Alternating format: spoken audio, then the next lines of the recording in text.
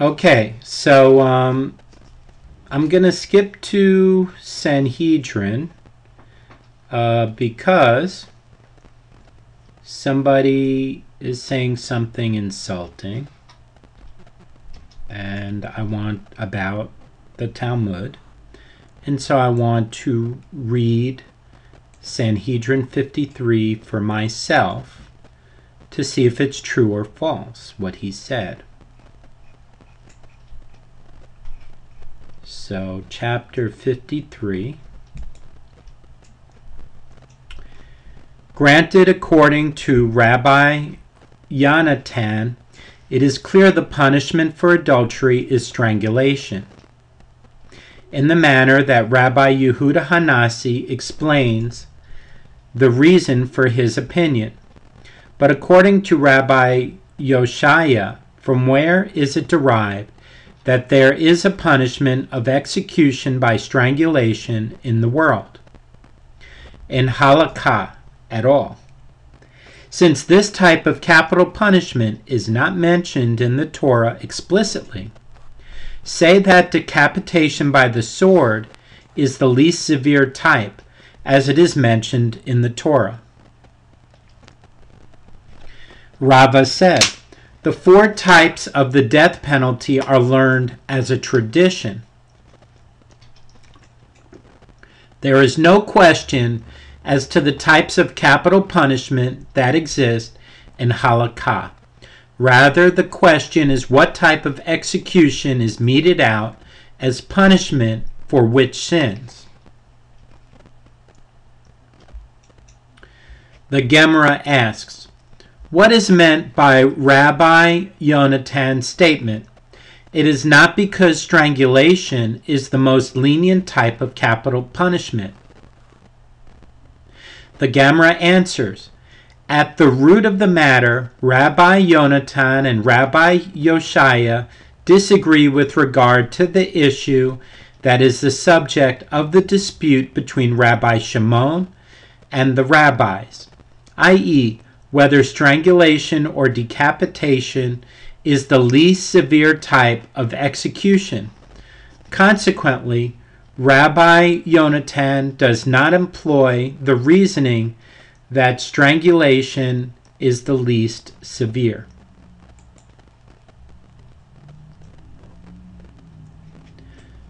Rabbi Zerah said to Abai, with regard to the rest of those transgressors, other than necromancers and sorcerers who are stoned to death, with regard to whom stoning is not explicitly written in the Torah, because their punishment is derived via verbal analogy from that of a necromancer and a sorcerer, about which the verse states, they shall be put to death, they shall stone them with stones, their blood shall be upon them. Leviticus chapter 20, verse 27.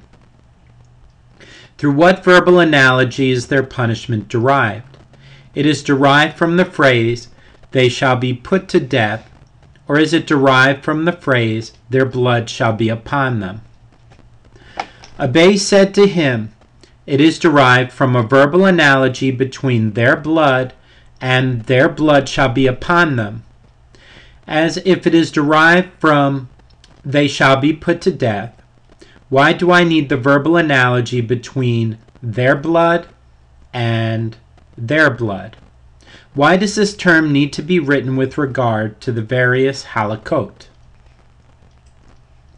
The Gemara asks, rather, what is more reasonable, if it is derived from the verbal analogy between their blood and their blood?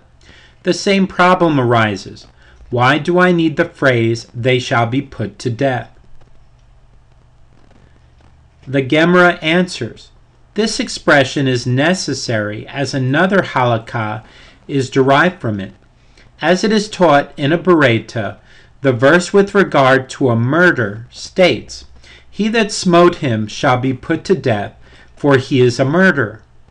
Numbers 35:21. I have derived only that the murderer is put to death with the mode of execution written concerning him. i.e. by decapitation. From where do I derive that if you cannot put him to death with the mode of execution written concerning him, e.g., if the condemned man will escape if one does not kill him, that you put him to death with any mode of execution with which you can put him to death? The verse states, "He that smote him shall be put to death," mat yumat. The doubled verb teaching that he is put to death in any case, i.e. by any mode of execution. The exchange between Rabbi Zierah and Abai was subsequently discussed by later Amoraim. Rav Aha of Difti said to Ravina, "And if the halakha that there are transgressors other than necromancers and sorcerers who are punished by stoning is derived from, they shall be put to death, what is difficult according to Rabbi Zierah?" It appears from Rabbi Zierah's question that he was troubled by the possibility that this halakha is derived from the phrase, "they shall be put to death." If we say that the case of adultery of a married woman would pose a difficulty according to Rabbi Zierah, as it is stated, "The adulterer and the adulteress shall be put to death," Leviticus 20, verse 10, and therefore perhaps we should derive and learn from the phrase, "they shall be put to death," stated with regard to a necromancer and a sorcerer, that just as there, with regard to a necromancer and a sorcerer, they are executed by stoning, so too here, with regard to adultery, the transgressors should be executed by stoning. This does not pose a difficulty. Rav Aha of Difti explains why it does not pose a difficulty. From the fact that the Merciful One states that a betrothed woman who committed adultery is executed by stoning, by inference, we learn that a married woman who committed adultery is not executed by stoning, but rather she is executed by a less severe type of execution.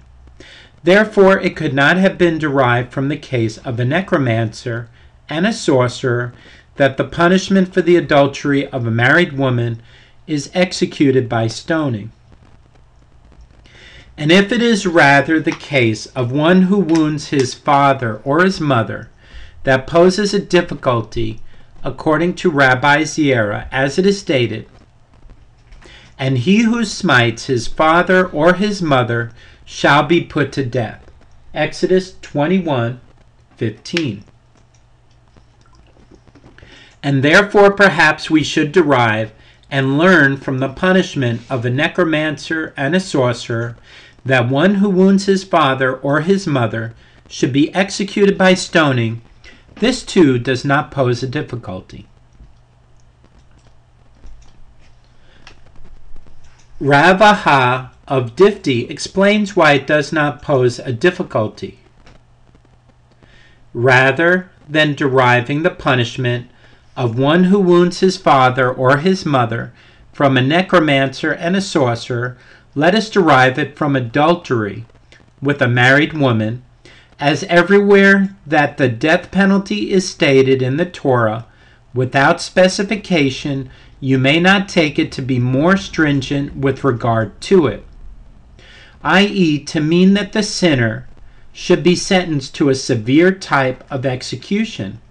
Rather, you must take it to be more lenient with regard to it, i.e., that a lenient type of execution should be applied, since in both the case of adultery and the case of one who wounds his parent, the type of execution is evidently not stoning. Why was Rabbi Zierah troubled by the possibility that the source for execution by stoning in cases other than a necromancer and a sorcerer is derived from the phrase, "they shall be put to death"? Ravina said to Rav Aha of Difti, It is the halakha concerning the rest of those who are stoned themselves which poses a difficulty according to Rabbi Zierah.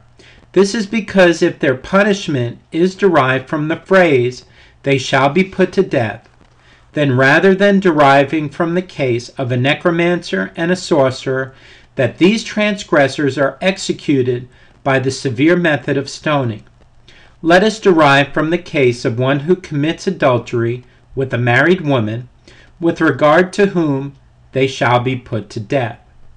Is also stated, and they should be executed by strangulation, the less severe method. He therefore verified that it is derived from the phrase, "their blood shall be upon them," that they are executed by stoning. Mishnah. These transgressors are those who are stoned to death. One who engages in intercourse with his mother or with his father's wife, even if she is not his mother, or with his daughter-in-law, or with a male, or with an animal, and a woman who engages in intercourse with an animal, and one who blasphemes, and one who engages in idol worship, and one who gives of his offspring to Molech, and a necromancer and a sorcerer, and one who desecrates Shabbat, and one who curses his father or his mother, and one who engages in intercourse with a betrothed young woman, and an inciter who incites individuals to idol worship, and a subverter who incites an entire city to idol worship, and a warlock, and a stubborn and rebellious son. The Mishnah elaborates.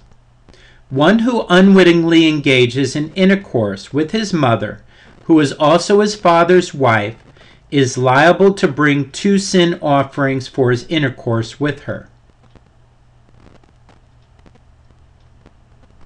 One due to the prohibition against engaging in intercourse with one's mother, and one due to the prohibition against engaging in intercourse with one's father's wife.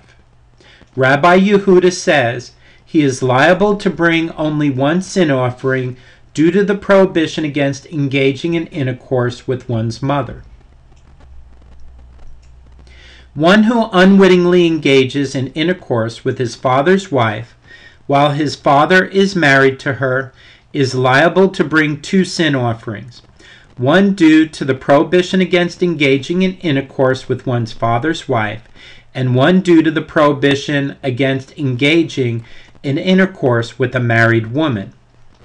He is liable due to the former prohibition both during his father's lifetime and after his father's death, and whether the relationship between the woman and his father is one of betrothal or one of marriage.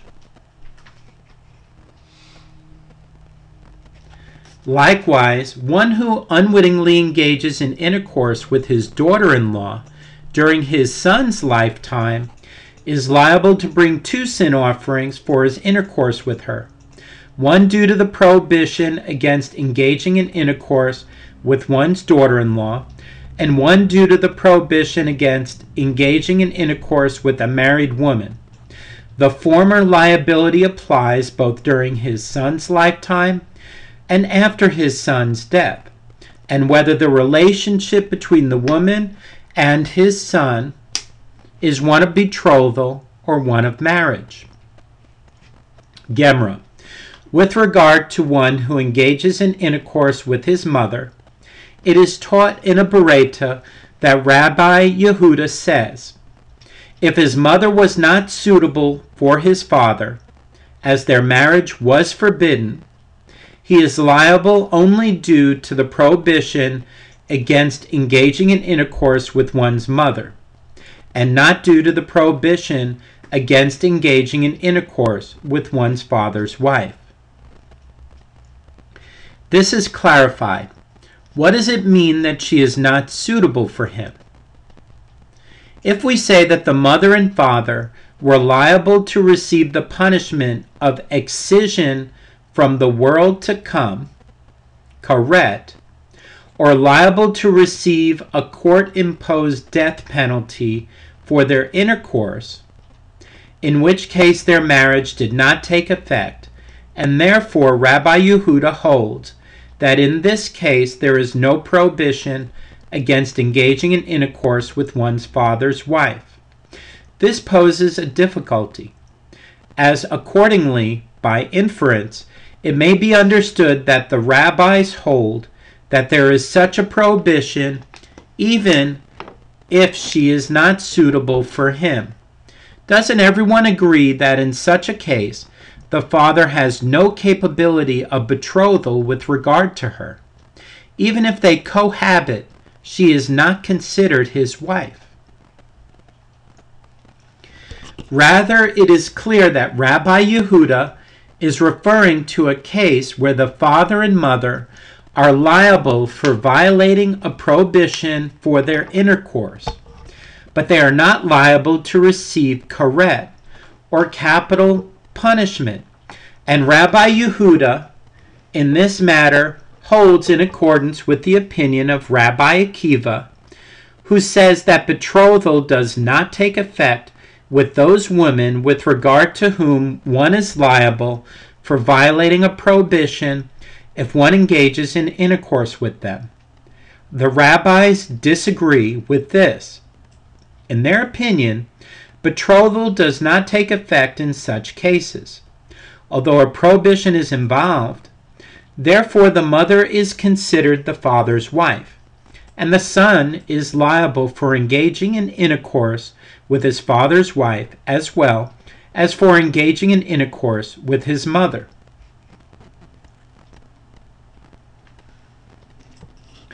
Rav Oshea raises an objection to this explanation.